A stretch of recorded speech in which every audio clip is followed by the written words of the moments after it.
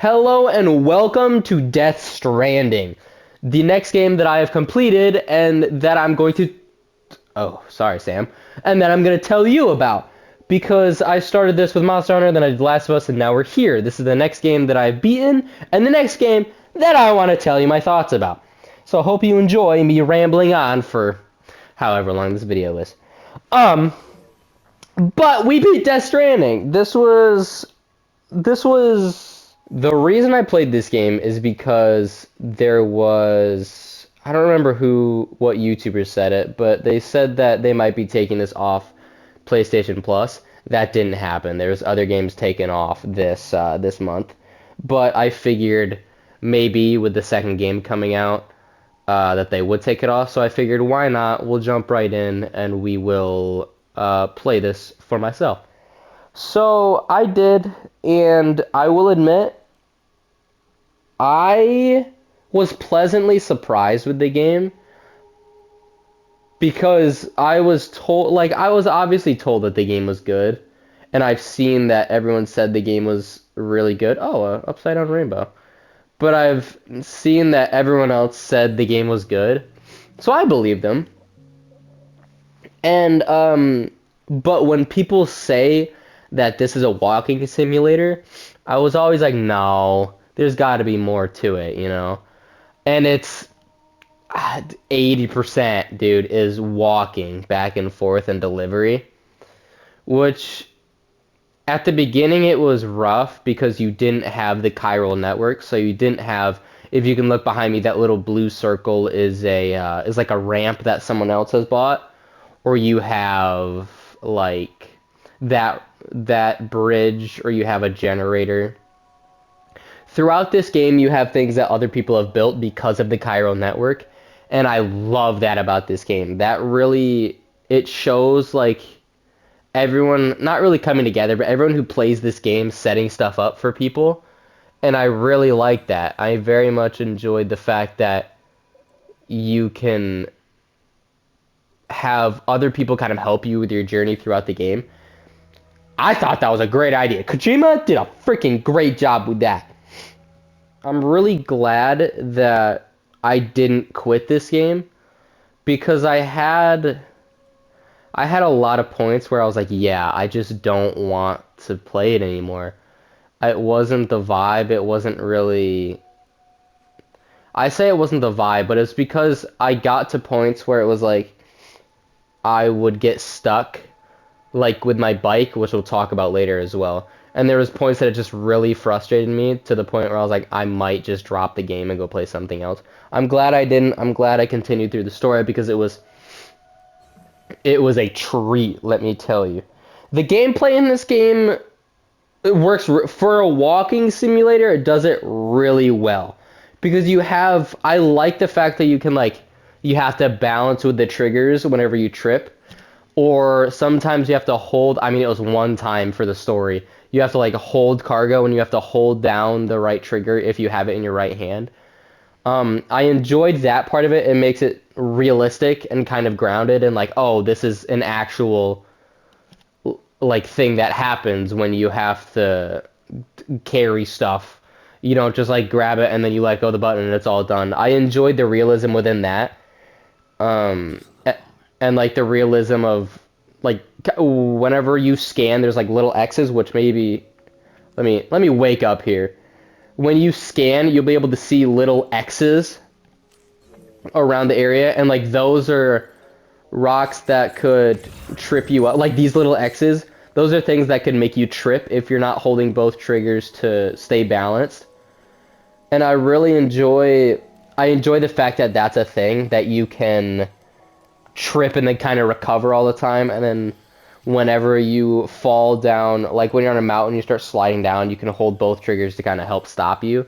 I enjoy that as well. Um, the environments, though, the environments in this game, now this looks stunning, right?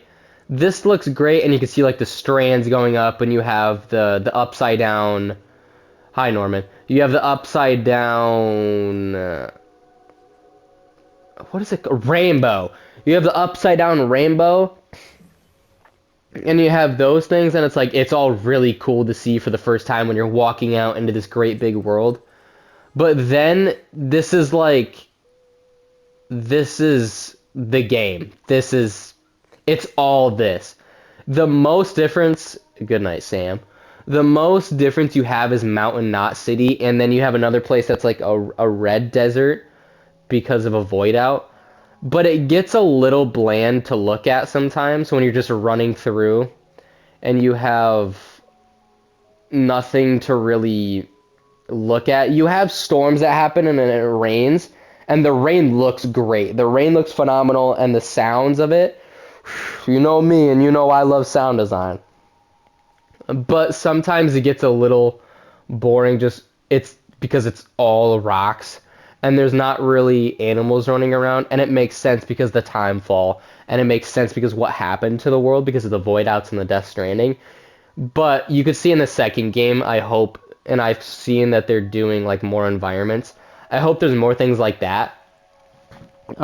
Because it just got a little repetitive with it just being the same kind of green and black and gray and with the occasional blue with the chiral network stuff, like my footprints going around.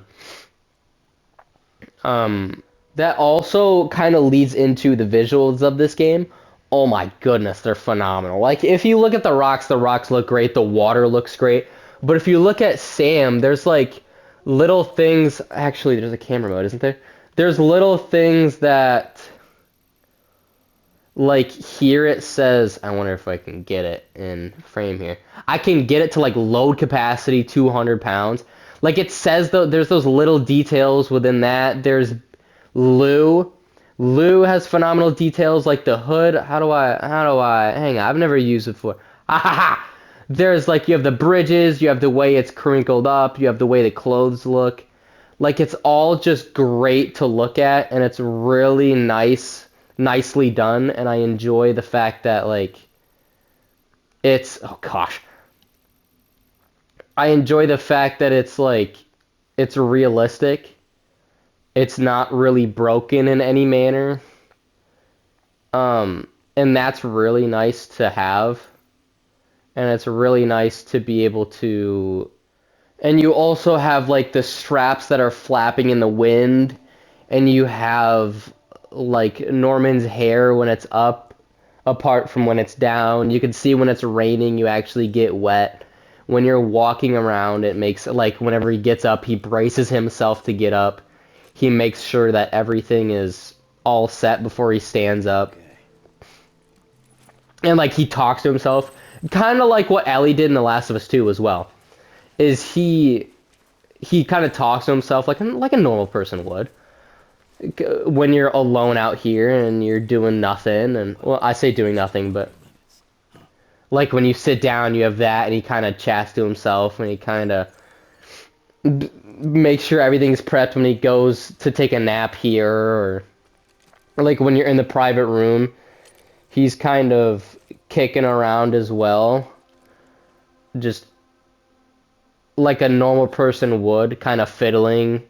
And Ellie did that as well in The Last of Us 2, where he kind of talks to himself, kind of pumps him up, or like when he trips, he's like, "Oh, dumbass," or he's like, "God, that was stupid," or he's like, "Whew, that was close." And those are also things that I really enjoyed within like the entire game because it makes the characters kind of more likable, and it makes Sam more of a human, kind of more grounded towards us, even though he has a whole thing behind him with being a repatriate and being able to come back to life and being a BB who that's who Lou is, a BB. I was one of those, and we'll talk about that later as well. But the sound design of this game as well, like walking around, you can hear the rocks under your feet. When we're at the water, you could hear the water. When there was storms coming, you can hear it kind of thundering and crackling up in the sky. Or when you're running around, you can hear all the metal on you kind of clinking around as you move. And it being realistic, and all of the like cybernetic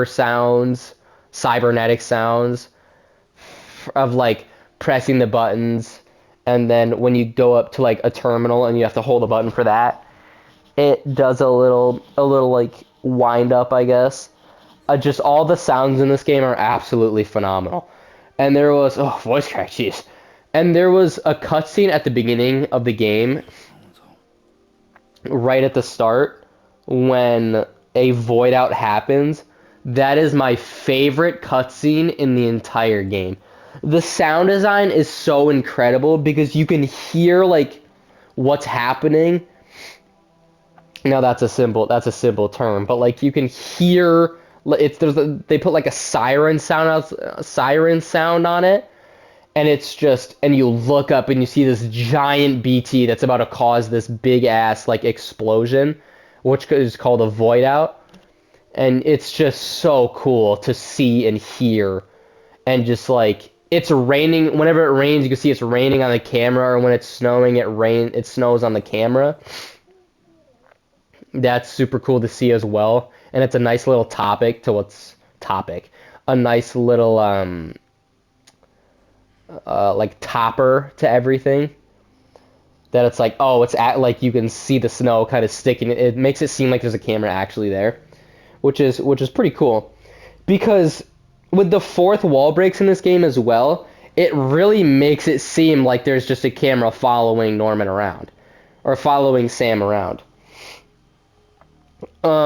Like when you're sitting in a private room, which we'll actually go do that right now. When you're sitting in a private room, he like winks at you, or when you like go to look at figurines, he gets up and looks at the camera and points at the figurines. And I want you to just listen to the footsteps. Ah, I love him.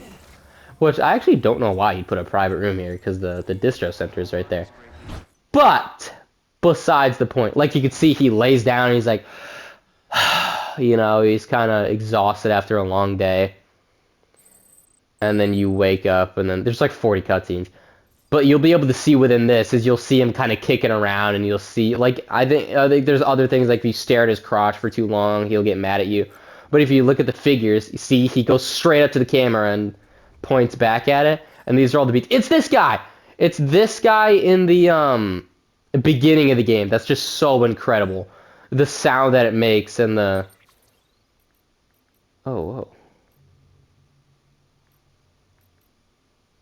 I didn't know this was a thing. I'm sorry. But just the sound of it and the spectacle of what's happening. I think there's one on here. Well, there's not.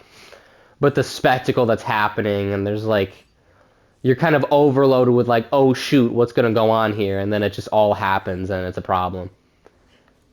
Oh, sorry. But yeah, see, like, if you look at his crotch, he's like, come on now. And there's those things that make it seem like you really are just watching. You're just watching a story unfold. And I kind of like that. I like the fourth wall breaks of it being a little goofy and him kind of talking to himself and him winking at you every once in a while. Or when you go to the figurines, he like points and he's like, oh, look over there. Those things are kind of, it's a little strange, but it also adds a little bit of charm to the game. It adds a little bit of, oh, like, this is still a little goofy, whether it's, holy shit, something horrible is going on. It's a little bit of like a break from that, and a break from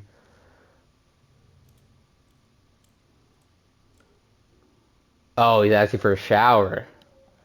But yeah, there's all things so like that, like those are just so, it's just breaking the fourth wall. And you see, like when you're talking to Heartman at one point in the game, he's always looking at the camera and giving thumbs up.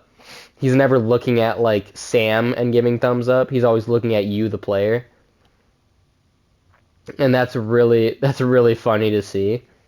And I enjoy getting that little treat like every time it happens. He's gonna be doing this. He's gonna be doing this a lot. But the music in this game, I really enjoy it. Now I don't know if I can play it for you here because it's copywritten. See, like I don't even know what that means. He's just pointing all over the place. But The music in this game, like when you're running from place to place, and it plays a song for you sometimes. But my gripe with it is they play it when you're right next to the spot you need to be. So when you go into like where it's scanning, it's like, oh, welcome Sam Porter Bridges. It's the music stops. So you get 30 seconds of music, and then you made it to your destination every single time, except the very end when you're oh hiccup sorry when you're going to the incinerator. That's when they play. You get the full song, and you get the full like experience for it, and you get the full like I guess not meaning of the song, but you get like the impact and the emotion from it. And in that moment, it was great. It was just the fact that every other time it'd play the song when I'm 100 meters out from where I have to be.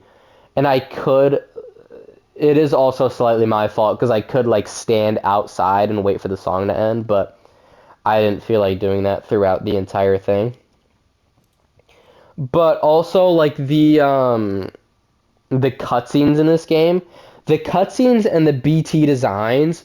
The cutscenes are always phenomenal because everything looks so real. And at the beginning, when you're in the cave trying to hide from the time fall, there's a point where you get goosebumps because you can sense the BTs, and you could see your hair stick up from the goosebumps. You could see the little dots on you from the goosebumps, and it being like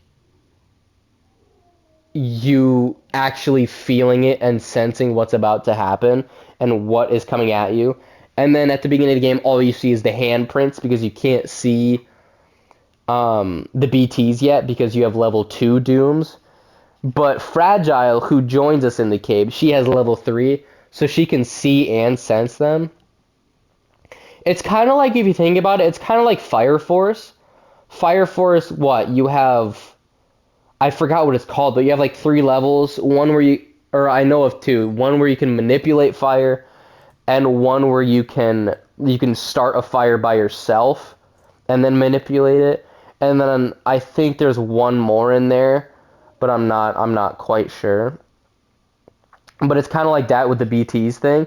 But once you get BB, who is Lou, who is this little guy, who's a BB, he lets me see them, and the designs are so cool to see.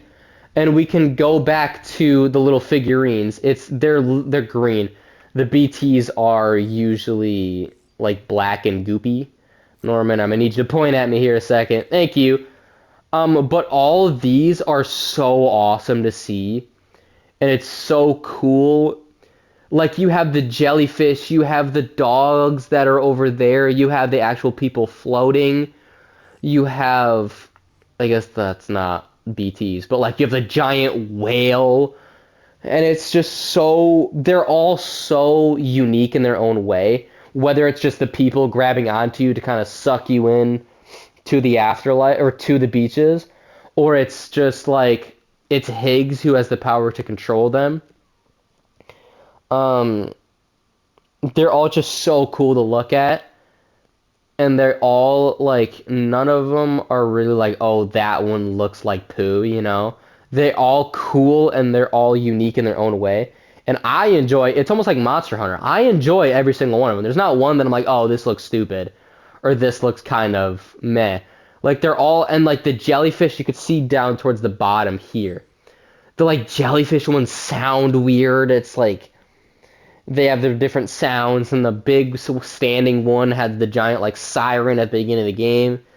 It was really, it was really a spectacle to see them all and to be able to experience them all. Like, the whale was huge and swimming around, and the dogs were crazy and hard to fight. Like, it's all an experience, and it's all very, very fun to see. And then that's just like the characters about this in this game, because you have Fragile, Sam, Hartman, Die Hardman, Clifford, Lucy, President Strand, Higgs, Mama, Lochna. You have all these characters and all of their backstories that are interesting to learn about. Like Hartman, he lost his family in the void outs, and he technically died because he was on the beach. And so what beaches are is a bridge to the afterlife. So you have our world, a beach, and then the afterlife. So you Hartman died in the void outs, or he was in the hospital for a heart surgery because he had a deficient heart, and his family was back at the house getting him gifts, and then they died in a void out. But and the power to the hospital went out, so Hartman died, but he died for exactly 23 minutes because the emergency generator kicked on, and the defibrillator woke him up and pulled him back to the real world. So now every 23 minutes he goes back to the beach. He goes into cardiac arrest for 3 minutes to look for his family and see if he can either move on with them or bring them back. Or you have like Mama and Lochna, who are twins, but they were separated. And Mama gave birth to. They both had. I think one had ovarian cancer and one had. I don't know what it's called. Uterus cancer, uterine cancer. I don't know. I don't want to be rude about it. Or I don't know. I don't even know what that's called. Insensitive. I don't want to be insensitive about it.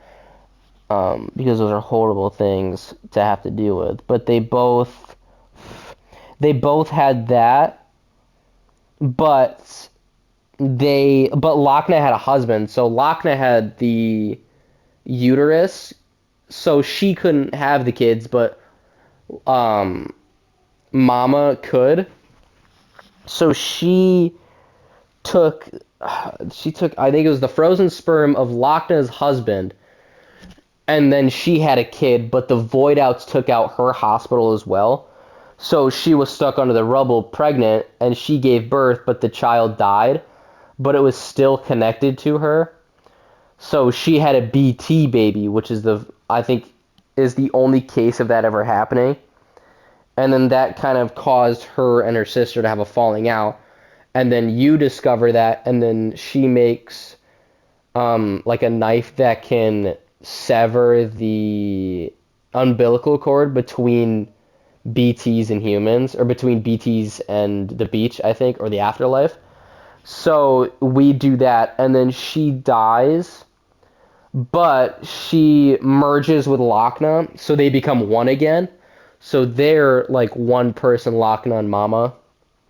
And then you have like Fragile, who used to work with Higgs, but was I don't think Higgs was manipulated, but Higgs was recruited by um, Amelie, who the entire game we know Amelie as like, oh, she's our, I think, sister, because what we're under the impression of is that we are the son and she's the daughter of the president of President Strand, but that's not the case because Amelie actually doesn't exist.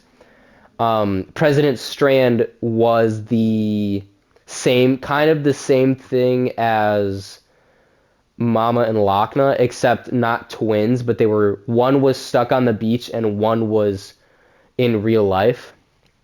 One was in real life. One was like alive, and the president had cancer, so she died off, and then Amelie would always talk to us to try to get us to go save her. Except she is what's known as an extinction entity. So you've had 5 extinctions, you have 5 extinction entities, and she's the 6th. And that's kind of what becomes the problem at the end of the game is like, oh, we have to stop her. But it's in reality, it's postponing the inevitable, which is it was cool, but it was really confusing to go through. But like those backstories, and you have Clifford. Clifford is our father, but the entire game, whenever we would connect up to Lou, we'd see flashbacks of Clifford because he'd be taking care of BB, and his wife, Lisa Bridges, passed away in birth. So then I you kind of get those flashbacks throughout the game. And you have those moments where you're like, oh shoot, who is this? And then you first meet him on his beach, which is a war zone.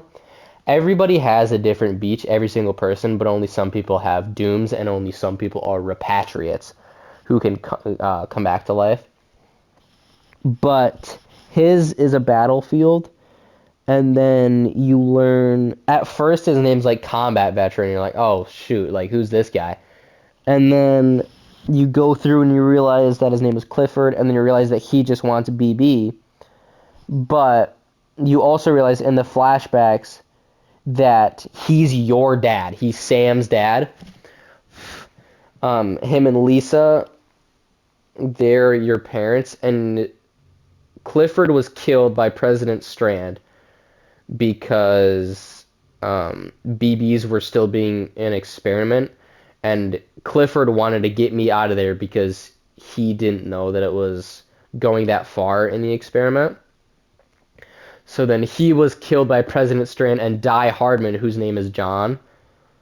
Um, and then they, and then she's like, oh yeah, I'll raise him as my own. So we've always thought that she's been the our mom the entire time with no dad. Not the case. It's been Clifford the whole time. And the cutscenes, dude. Oh man, the cutscenes in this game are so good. They always now the cutscenes in this game are long though. They are long. It's some people have the complaint of like movies the game, and this game definitely holds up to that because the cutscenes and there's so much dialogue within the game. There's so much being said. Sometimes there's so much happening.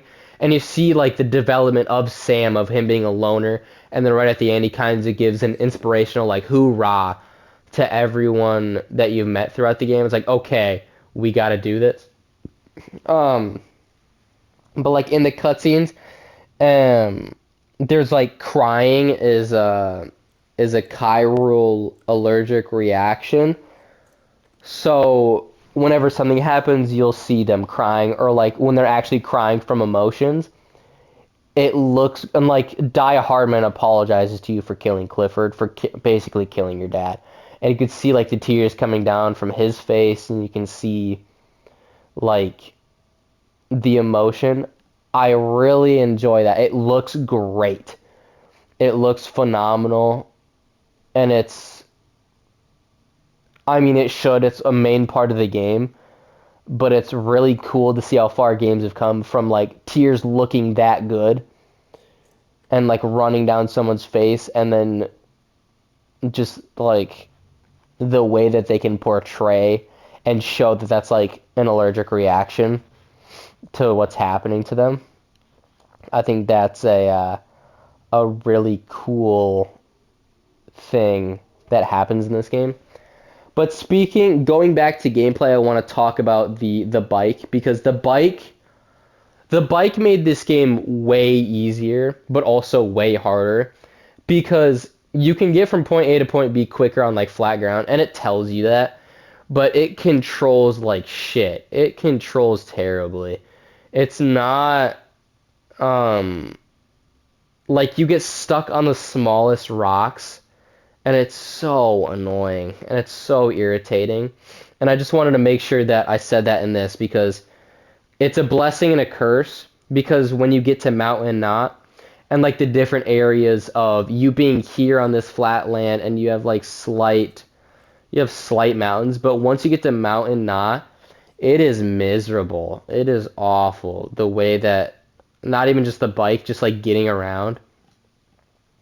And they let you take like a super out of the way to get there at first, but then after that, it's just kind of I didn't have fun. And also, there's an area with the bikes with like ravines that you can just absolutely launch your bike into. Those were really annoying too. And like some of them were my fault that I went in there, but I made like 10 or 12 bikes in this game before I realized I can just like use other people's bikes. Sam, I'll get to it. But just like those two areas are the worst. And those are kind of what almost made me drop it as well, because you had the point of like, oh yes, I finally got the bike. and then they just put some terrible environment in there and just absolutely shoot it, like shoot your bike straight into it. And I was just that really that those were those moments that it upset me. The grade I gave this game, I gave it a 9 out of 10 because the story is just absolutely out of the park phenomenal. The story's really good. And like I said, the characters and the way that you do things, and honestly the way that you like go to places, and when you give them the stuff, like the whole little cutscenes with that were super satisfying, but also they were the same cutscenes the entire game. I'd end up skipping them because it was just kind of the same thing every time, every time, every time. I don't really know how you would make it varied for that, but I don't know. That just kind of it got annoying.